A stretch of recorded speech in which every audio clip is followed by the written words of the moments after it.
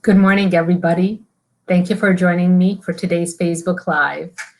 Today is September 4th. This is the Labor Day weekend. Good news in New Jersey is our numbers are still down. The positivity rate is still around 1.3%. Very excited about that. So this weekend, the governor has decided to open movie theaters and to allow indoor dining in some restaurants. So today I'd like to talk about a few things. Number one is don't forget to wear your mask. I strongly advise everyone to eat outdoors if that's a possibility. It's still not over in terms of the danger of the pandemic. So if you want to eat out, please eat outdoors if it's possible. If you are eating at a restaurant, please be respectful of the staff. Wear your mask whenever you're not eating. And please, if you're ordering or asking the staff for something, do wear a face covering while you're ordering. They are brave to be out there and to be serving all of us. And the least we can do is respect them enough to put on our face covering while they're serving us and while we're speaking with them. Now, regarding all the news happening this week, lots of news about vaccines being almost ready, etc. So I just want to make a few things clear, and I've done a lot of research and reading about this. None of the vaccines that are being tested now are being tested on children. So every one of these many vaccines is being tested on people over the age of 18. So when these vaccines are available, they're not going to immediately be available for children because no one's going to allow their child to get a vaccine that's only tested in adults. So the two main vaccines that are close to being ready are both messenger RNA vaccines. And this is something exciting. It's a new field in vaccinology.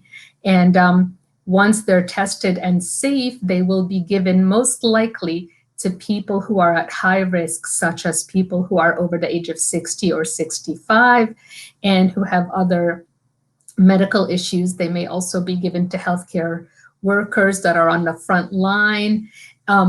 And basically frontline workers and elderly people, especially in nursing home and nursing home workers. So if you're considering, they keep talking about these vaccines on TV, and I don't know if I want to give it to my child, the bottom line is you don't need to think about that yet because none of them are being tested in children yet.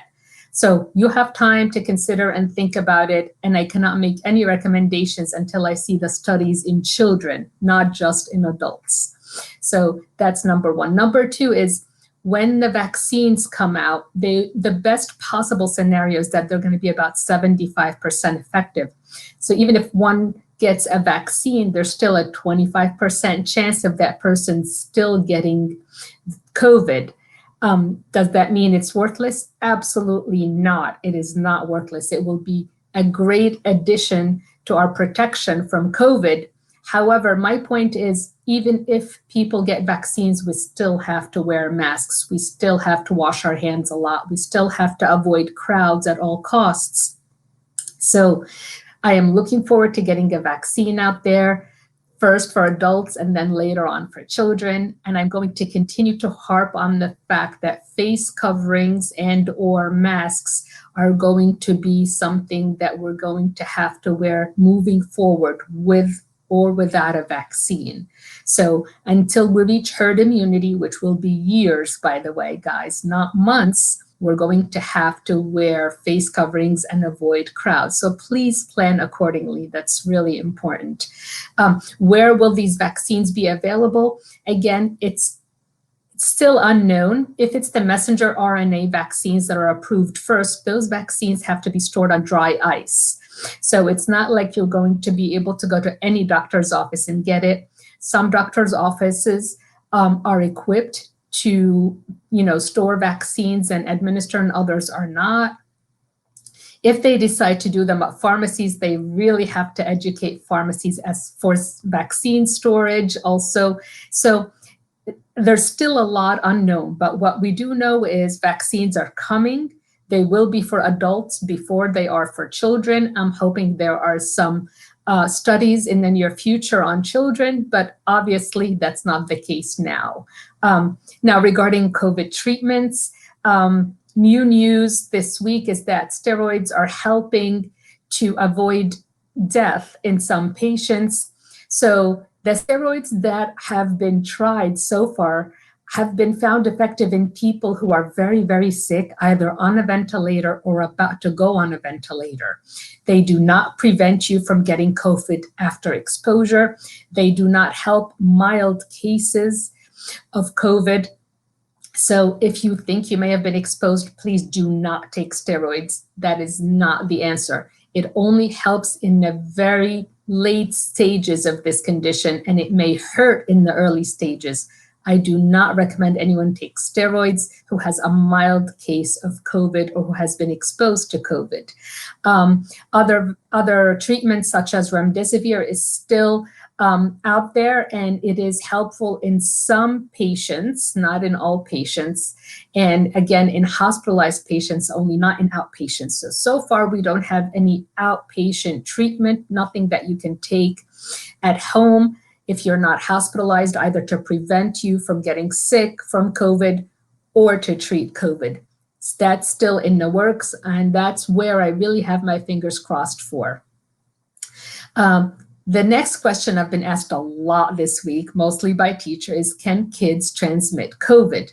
So very small children, really under the age of 5, some of the studies have shown that it is not likely for them to transmit COVID to adults. However, the older the child is, especially the teens, they are just as capable of transmitting COVID to adults as adults are.